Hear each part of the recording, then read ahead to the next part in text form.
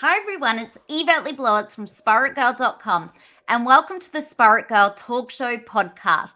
I'm super excited to be here with you today and with our very special guest, Jonah Paquette, who is a psychologist, an author, international speaker. He's a leading expert in the science of well-being, and he is the author of Awestruck, which is out now. You can get it on Booktopia or any online bookstore, or even in your local library in Australia.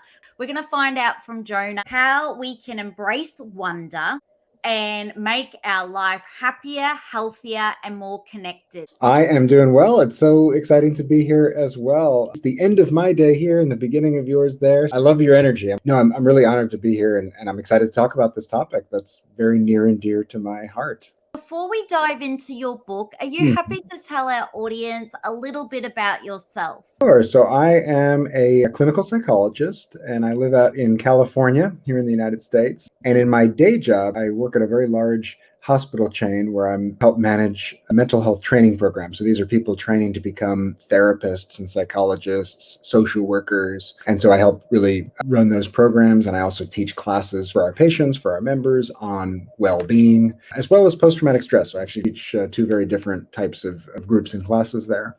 But outside of that, I've written 3 books to this point. Previously, I wrote Real Happiness and the Happiness Toolbox, which are more focused on positive psychology and different skills for well-being.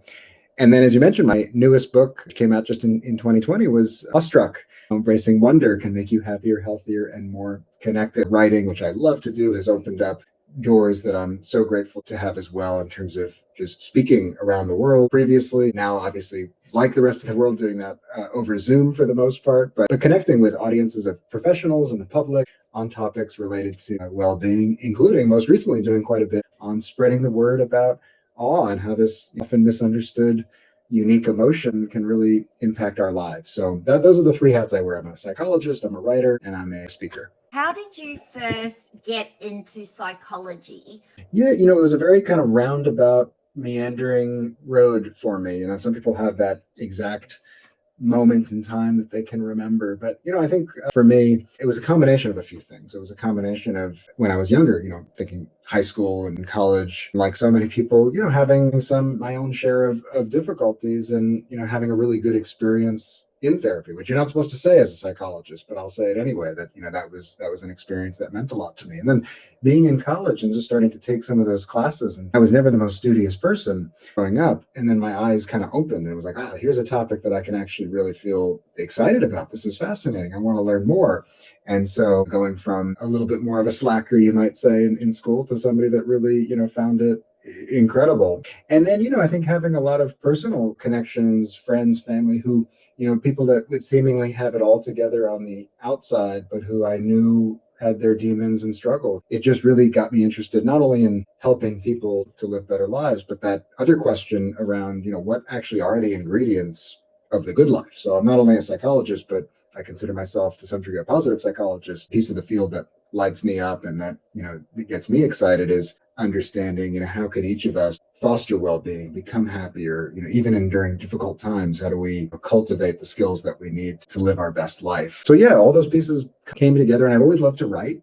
It was one of the few things that always just hit me in a flow state where, throughout my life, when I got into a zone, I would, look up and it would feel like 20 minutes went by and it'd be 3 hours. So I've always enjoyed that process. And so it's all kind of come together where the topics, the field of psychology and helping people, which has always been very important to me, with the particular emphasis on well-being. I feel very, very fortunate to have all these parts of things come together in the way that they have. How did you discover awe?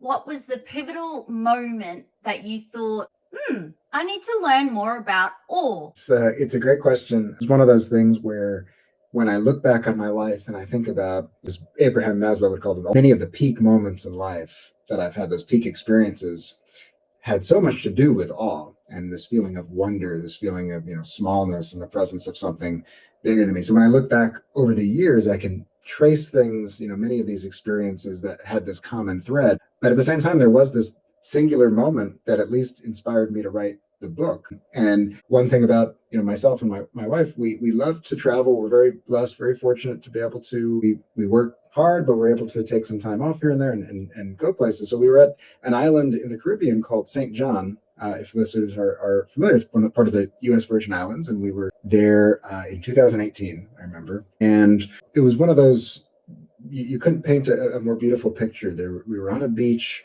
and all of a sudden it started to drizzle a little bit, and you think, it'll be a passing shower. And then it started to just pour. So we run back as quickly as we can. We gather all of our stuff. We're soaking wet. We get in the car. We drive up the road. It's very hilly. It's very windy. As we get kind of above where the beach was, we look back to where we came from, and all of a sudden the sun had started to come out, and there was this incredible, beautiful double rainbow that was like right over the Caribbean Ocean. The water couldn't have been more clear. The hills couldn't have been more green. And it was just one of those moments of like, this is incredible. I feel so lucky to be alive. I feel so fortunate to have this exact moment in time. What are the odds of that? And all of this intense feeling. And I said, okay, this feeling right here, it feels really important to me. And it's like whether, and I knew it was, it was a feeling of awe, it was a feeling of wonder. And I thought to myself in that moment, I turned to my wife, I said, this topic is really interesting. Like it hit me like a lightning bolt. I was like, I wonder, I know there's a little research on this, but I wonder if anyone's like written a book on it, and not only a book of information, but a book of how-tos and, ideas of how we can find more of it. So we drove back to the little cottage that we were staying, and it had like 56K modem speed. It was like something, way in the hill. So for the next like 3 hours on vacation, which I don't like to do normally, but at a snail's pace, I started to research and investigate, what was out there when it came to awe. And I learned two things. I learned that, first off, there were some amazing people, and there are amazing people that are doing much of the primary research on this, doing the studies and doing the, the clinical trials. People like Dr. Keltner and Lonnie Shiota and Paul Piff, these, amazing people. But I also learned that, there wasn't anything what I had in mind in terms of a book for the general public, a book that could be for just as easily used by the average person out there as it could be for a clinician, that had both an overview of what these moments do to us, so the science of awe, but also the practice of it, in a sense, the idea of that these moments are all around us, and we have to learn to open ourselves up to them and explore the parts of life that can give us that feeling. My book, Awestruck, is really two parts. It's part one is, what is awe and why does it matter? How does it affect our brain, our body, our relationships? And then part two is, well, how do we do it? And it's got about 65 different suggestions and tools that we can use and practices that we can engage in to at least open ourselves up to these moments a little bit more.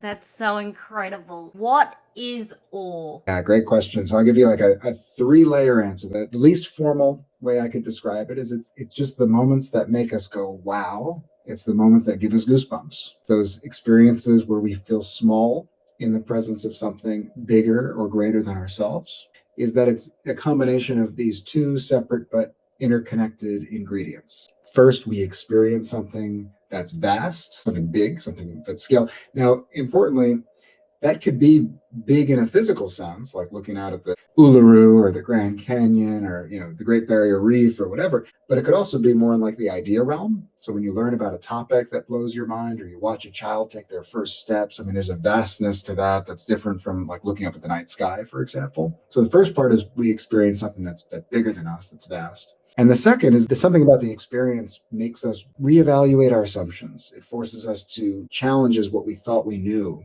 about ourselves, about the world around us. It's called sometimes transcendence, or sometimes it's called accommodation, where we have to accommodate that new information.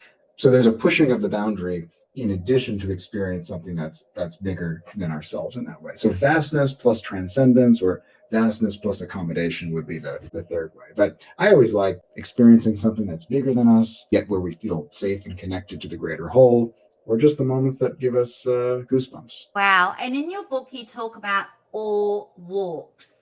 If we wanted to go on an awe walk, how would we do it, practice it? And can you share one of your favorite awe walks that also comes to mind? It's taking walks, but noticing, whether that's in nature, whether that's in our neighborhood. We so often have blinders on, I think, in life, tunnel vision. We spend so much of our day-to-day lives outside of the present moment. So really taking more of that mindful stance with curiosity mixed in. So walking around your neighborhood and just noticing the changing colors of the leaves, noticing buildings that fascinate you, noticing the light as the sun's rays come down. And just, I think at the spirit of it, it's recognizing that there are constantly infinite things in our environment that are magical and mind-blowing that we so often don't take the time to notice. I mean, you and I having this conversation now, separated by how many time zones and oceans away, and we're having a conversation about awe in real time through this computer contraption. I thought it seemed like futuristic and magical to somebody 50 years ago, let alone 500 years ago. So I even sometimes like to just pause and look around wherever I am and say, how many things can I see right here and right now that would be absolutely mind-blowing to somebody even 20 years ago, let alone 200 years ago, let alone 2,000 years ago, let alone our ancestors from 20,000 years ago. Like, we are surrounded by incredible things that we so often don't see as incredible and see as beautiful. And so part of my message to audiences, we hear awe and we think, oh, that's the Great Barrier Reef. That's looking up at the Milky Way. That's the Grand Canyon. And believe me, I love those experiences. If you can get them, more power to you. But I would say even more important than the capital A awe moments that we might call that are the lowercase, is the everyday moments, the small parts of life that we so often don't even notice because we're so busy, we're so stressed, we're so preoccupied. So when we take an awe walk, it's really challenging ourselves to notice, to experience, to appreciate, and to have that feeling of curiosity of just, wow, like, look at how many things right around me are mind-blowing that I normally don't even notice. Even though I grew up in New York City, so I grew up not in a very nature-oriented place. For anyone that's been to New York, we've got 8 million people and lots of concrete. I've grown living in California to really love the outdoors and to just find a magic, whether it's at the beach, whether it's in the forests, hiking. And I think, a place for me that always gives me that sense of awe is we have these beautiful redwood trees, and they only grow in certain areas of the world. And one of those happens to be in Northern California. So you'll be in these beautiful groves of redwood, and there's so many dimensions of the awe that hits me sometimes. These trees that are 350 feet tall, and that's incredible. But they also live up to 2,000 years. So you're like surrounded by these trees that you think to yourself, when this tree was just sprouting, what was happening in the world 1,500 years ago, 1,700 years ago? There's a timeless quality and a magical quality that comes from, for me, and again, it's different for everybody, because when I took my friend from New York to the Redwood Groves, I was looking around as if I was in church, and he turned to me and said, so is there anything else to see here besides trees? So I recognize that it's like what gives me awe might give someone else a shrug, but for me, that's often where I feel that.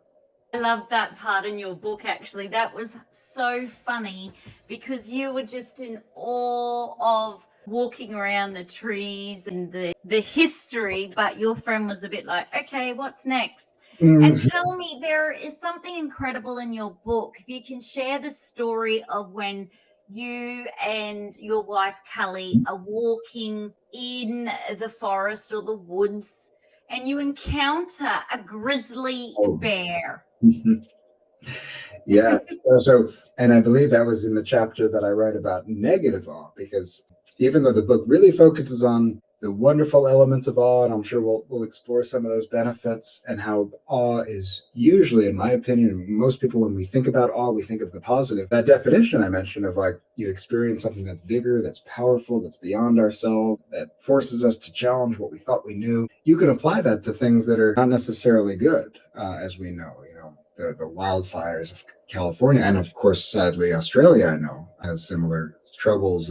We just had the anniversary here in the States of 9/11, and there was certainly an awe element to that, even if it was decidedly negative. The experience that definitely comes to mind for negative awe, just like from the power perspective of nature, was we were in a beautiful place called Glacier National Park, blessed with very beautiful national parks as you are. We were on a lovely hike. It was intense, pretty long hike. And you're in the middle of the mountains there, let's just say. You're surrounded by just this vast, beautiful wilderness. And you're looking around and you're just like, your mouth is agape constantly because you're just like, you have to pinch yourself. It's so amazing. But at one point we were rounding a blind turn, and it all happened very quickly. I'll never forget.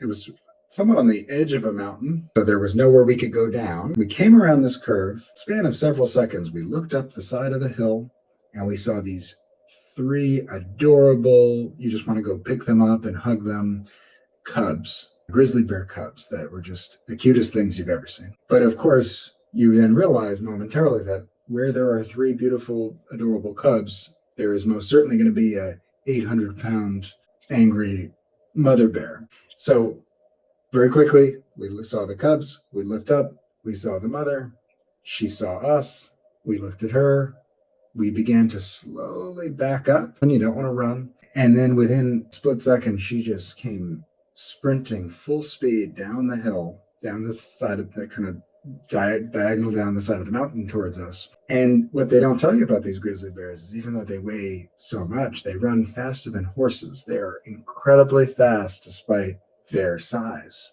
By the time I reached behind me for the bear spray, which you carry with you, there was no time. She was already right on top of us. So we were about to collapse to the ground to play dead, thinking like, life flashing before our eyes. And the very last minute, she just stopped short about 3 meters away from us and kind of sized us up and went back up the hill once she realized that we were not a threat. So she was really just being a good mom. But of course, we were terrified. But that moment stood out to me because it was like, there's a force, there's a power that's just indescribable in nature, right? And you can get it in, crashing lightning and storms and waves hitting the coast and volcanoes erupting. And of course, like in the natural world, incredible animals like alligators, crocodiles, bears, that's like beyond our comprehension practically. I was just mind blown that this huge animal could be so fierce, so fast, so powerful, and yet so wise, so smart. That was the other thing. It was like, could have easily killed us, but instead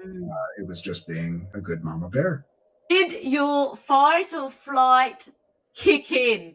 Did your heart rate rise? Oh, incredibly so. It's definitely not in fight mode. Probably not done very well. But you also have to, before you go to a place like this, you drill it into yourself that one thing you cannot do is run. So even though every instinct in your body is telling you to flight, is telling you to flee, you have to really overcome that. So you could feel your body wanting to run, but remembering, no, we can't. We have to stay here as this 800-pound bear comes full speed at us. Wow. And of course, as I mentioned, I was trying in the meantime to get the bear spray out, not to hurt the bear. You can't do that, but just to kind of deter it. Yes. But it happened far too quickly. I would have had no chance. So I will say, my wife still gives me a hard time about this. We had 5 more days of the trip after that. So we spent the next night in the hotel thinking, are we sure we want to go hiking anymore?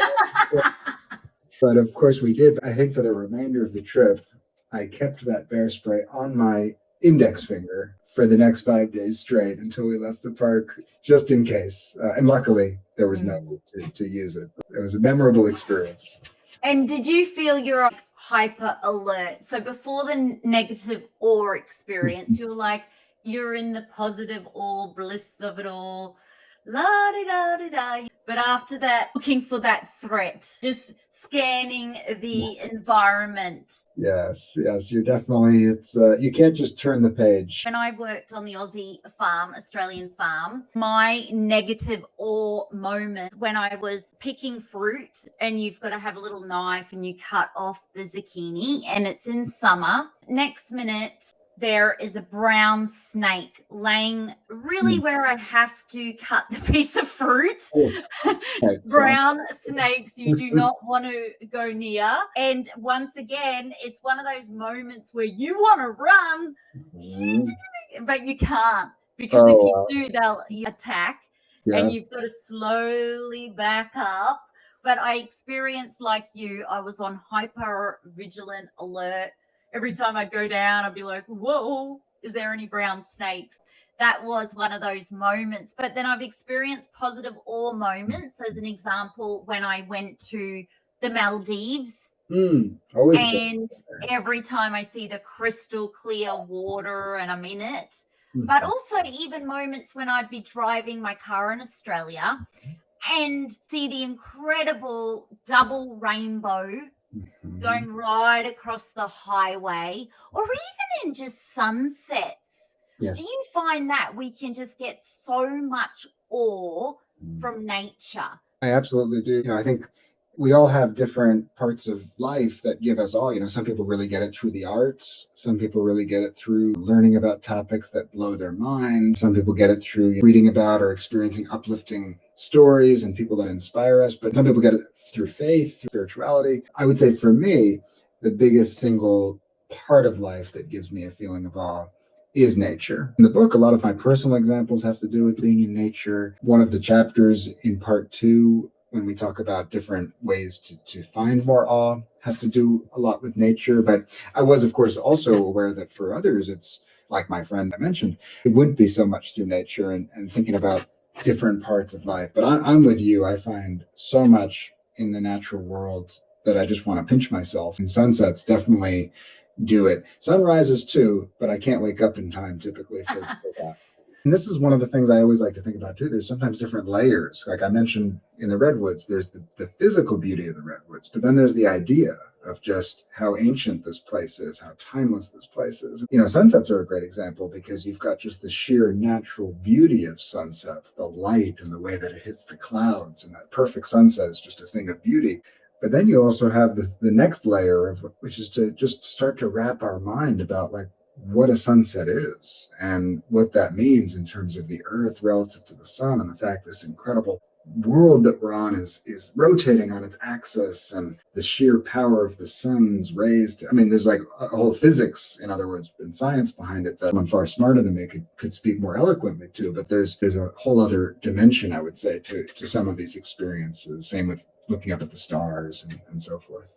Just recently went to the Daintree. I was in the spiritual land and country, but just being on the boat through the Daintree River and seeing the riverbanks and the mangroves, and it was like being in an ancient time.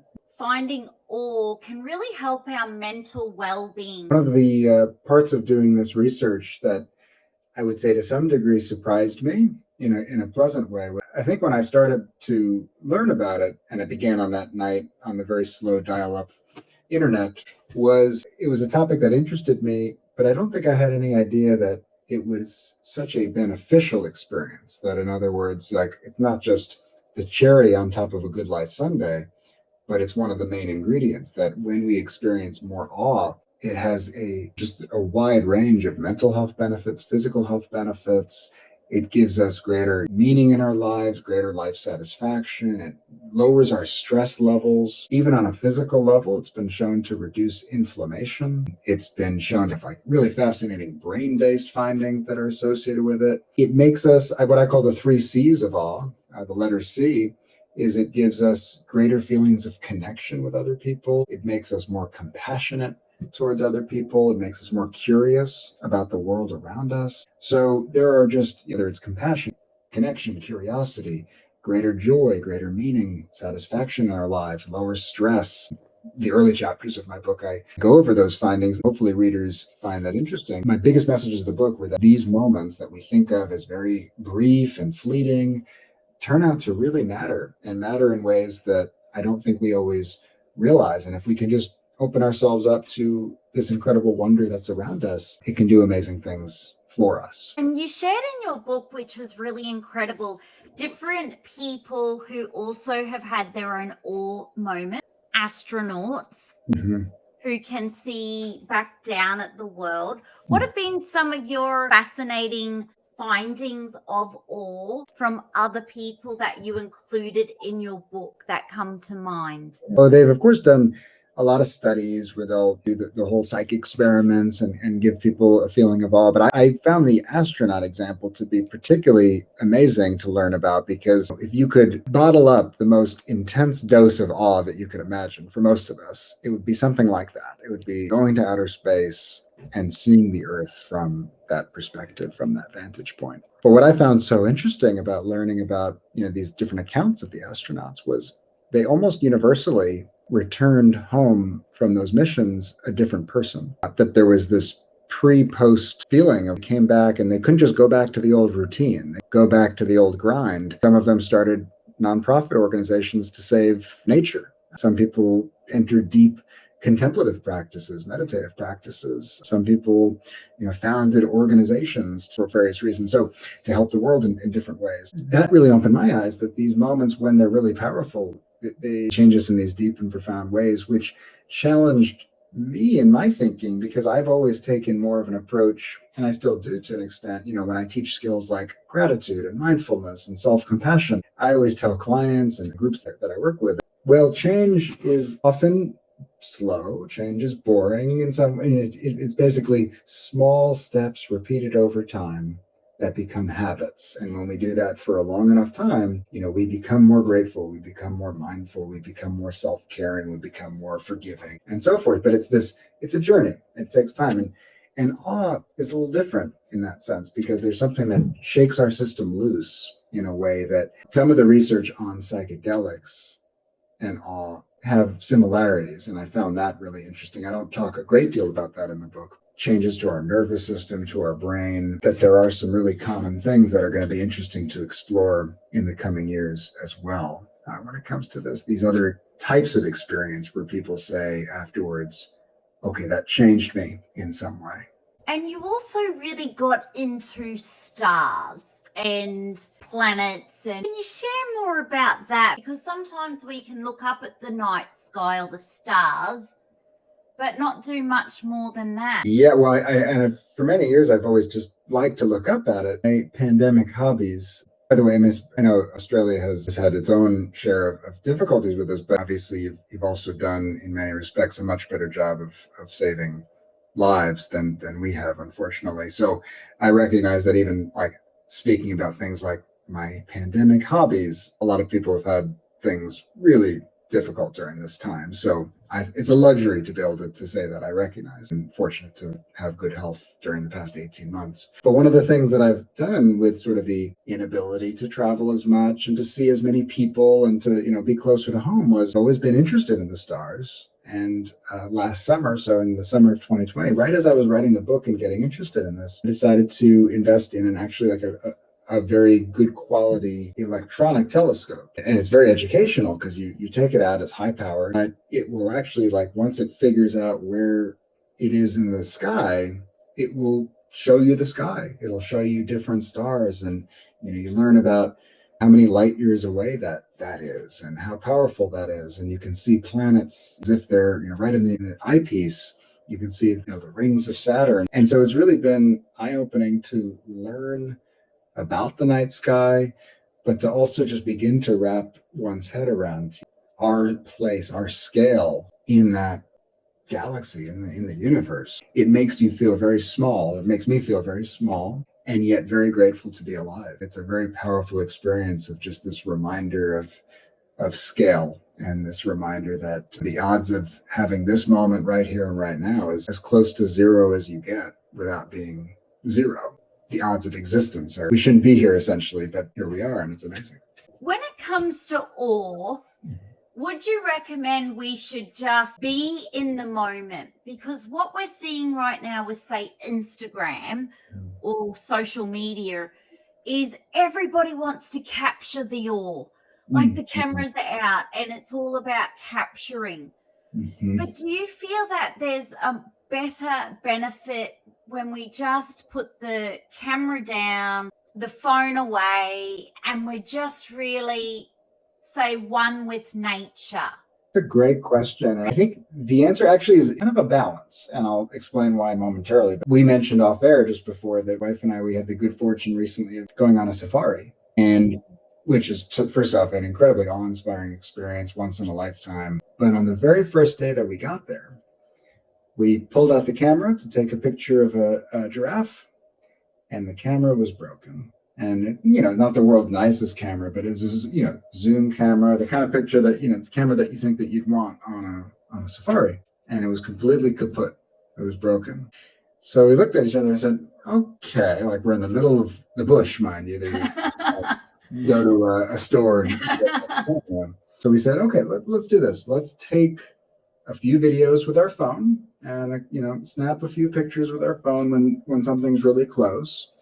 But let's spend like most of this time just experiencing it. Let's smell the air and feel the breeze and notice the colors. Because so often we're not actually seeing the experience. What we're seeing is the experience around us through a lens, through a phone, through eyes, and we miss out on so much. Now, the reason I say it depends and it's a balance is there is something to be said for finding ways to hold on to these beautiful moments and experience all later on too, right? If you take a picture or a couple of pictures, not a million pictures, but let's say you have a beautiful experience, a beautiful sunset, whatever it might be, and you snap a couple of pictures, well, you then can go look back at that later on and re-experience many of those emotions and that magic. And when we think about something good or bad in our mind, it has so many of the same reactions in our nervous system, in our brain. It's one of the reasons why visualization can be so powerful. It actually gives us many of those same benefits and those same feelings. So I would say finding the balance. Now I would lean towards experiencing and being in the moment, but I think there are ways to have those little bits of capturing that to actually allow us to re-experience and relive some of these moments as well. I love those words of wisdom. And so for someone who's at home in lockdown and they can't go, say, on the safari at the moment, but many people, that is their ultimate dream, to go to South Africa and be really up close and personal with the animals, which must have been so incredible. Can they experience some kind of awe, say, by looking at a video that either yourself or someone else has taken? Yeah, you can definitely experience it. As a city boy, one of the things that really opened my eyes to the beauty of the world was watching Planet Earth, the documentary, for the first time. And it would have been in 2006 maybe, I forget exactly when, but I remember I'd done very little traveling. I saw that and I thought to myself, wow, there's a whole world out there that I want to see. And I was just mind blown by it. And I still get mind blown by watching that or similar things. So you can absolutely get it secondhand. But I would also say for people that are in lockdown, another big message that I really write quite a bit about in the book is finding the awe in the everyday. Maybe we can't go out to the Great Barrier Reef or to Daintree, or maybe you can, depending on where you are, but can we find it in just our surroundings? Can we find the everyday and turn the everyday into something profound? Awe in this moment, and just wherever we find ourselves, what is the magic here? To find it in nature in small ways, even if it's not that 10 out of 10 dream destination. At some point maybe we can move towards, but maybe it's a nearby park and we just notice the beauty there. Or maybe it's noticing a sunset, going to a beach if you happen to be I know in Australia it's unique because I think 95% of your country lives within right on the coast or something like that. All ways we could do that. But I think also just learning about inspiring people, the people over the past 18 months that have been fighting on the front lines with this pandemic, the people working to make the world a better place, that can evoke a feeling of uplift and awe in us. Reflecting on, in this moment, how rare the opportunity to be alive is, and just how many systems in our body have to work simultaneously like a beautiful symphony just for us to have this breath and to have this moment. I mentioned the arts, and architecture is something that can be very awe-inspiring for some people. I think we mentioned gratitude at different points, and I think when we just pause and reflect on things that we're grateful for and how much there is to be grateful for, even or especially during hard times. I think awe and gratitude are often mirrors of each other, that when we become more inspired with awe and we notice all the incredible things, we become grateful. But at the same time, when we just identify all there is to be grateful for, it fills us with awe as well. I think we have to adjust in times. There's like seasons of life, and there's times where we can have certain experiences and other times where maybe those aren't at our fingertips. But if we can always approach life and engage life with this sense of wonder, this sense of curiosity, this childlike amazement, then I think it offers us a different way of living and a different way of being, that we can find the awe even in the things that we might have taken for granted for years. The book has really stopped me in my tracks when I go on my morning walk, where I'm going past all of these incredible trees and plants, many dating back to our first ancestors of this incredible country and land of Australia. And I've walked past these plants and trees so many times, right? And they've got what it is, all the history behind it. And after reading Awestruck, I'm like, I need to actually pay attention to what is this tree I'm walking past? Mhm. What's the name? What's the origin? So I call it my Awestruck walk, where I'm super grateful, where I go past some ocean, an Aboriginal spiritual site.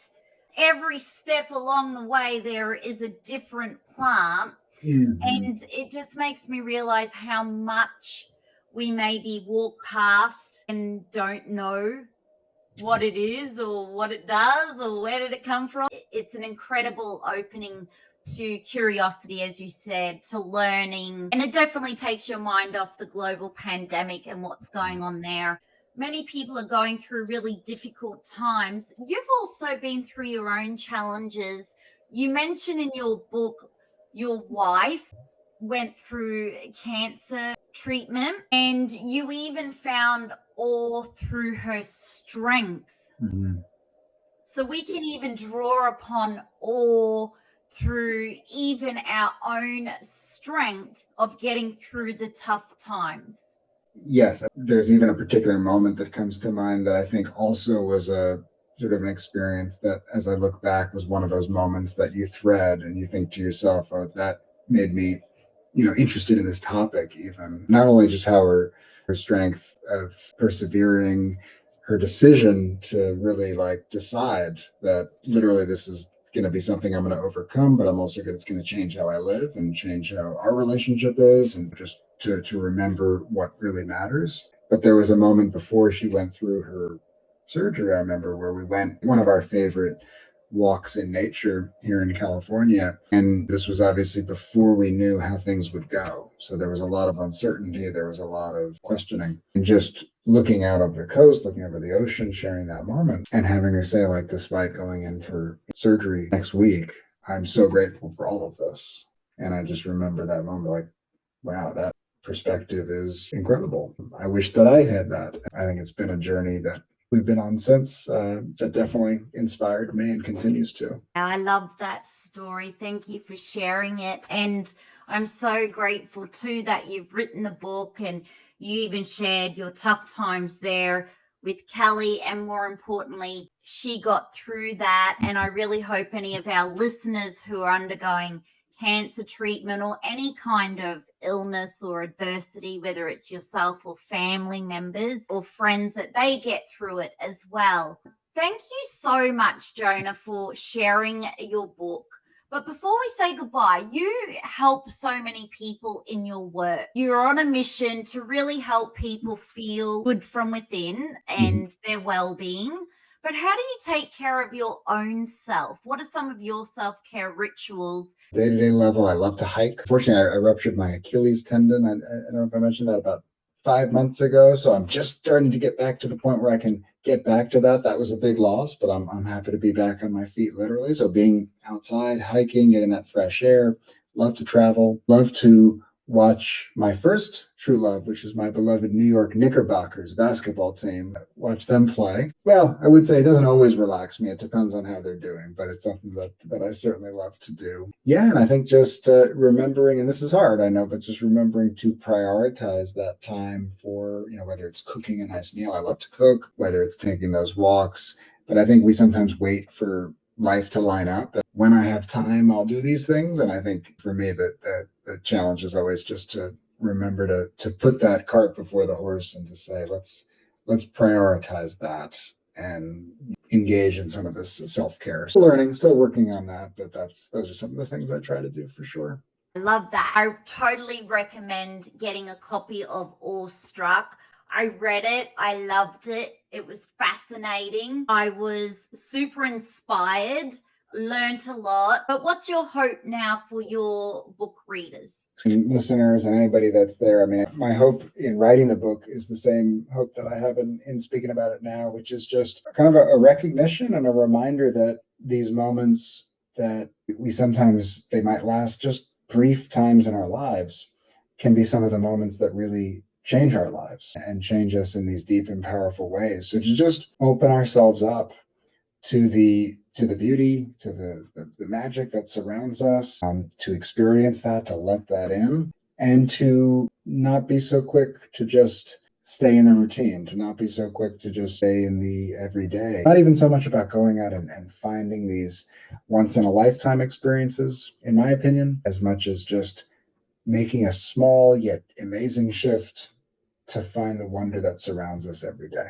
I love that. And you just reminded me when I was driving home yesterday and even noticing the landscape of the mountains and the vast open country fields, and then the shape of the clouds, and just feeling the immense spirituality of the land and the presence and being one with the land and the universe. I felt so awestruck, and I feel more inspired and more awestruck from nature than any material thing I could possibly buy from the retail store. So if you do really want to boost your well-being and your health and bring some more awe into your life, be sure to grab Awestruck. But how can we stay in touch with you now after the podcast show? Well, thank you. So obviously I'd be honored if you checked out the book, and I was so pumped to learn that it's out there on bookshelves in Australia. Beautiful country. I hope to visit you again someday. You can certainly at my website, which is jonahpaquette.com, JONAHPAQUETTE.com, and I list different resources and speaking engagements that I do there. And then certainly on social media, you can find me at Dr. Paquette on Twitter, at Happiness Psych on Instagram, so you can catch me at on a couple of places, and on Facebook at Dr. Paquette. Well, we'll say goodbye to you. I'm super happy that Kelly is well and healthy, and you have both just been on an incredible awe trip of a lifetime. And it is, like you said, it's such a gift that you and I here today with our Global Spirit Girl podcast listeners and audience.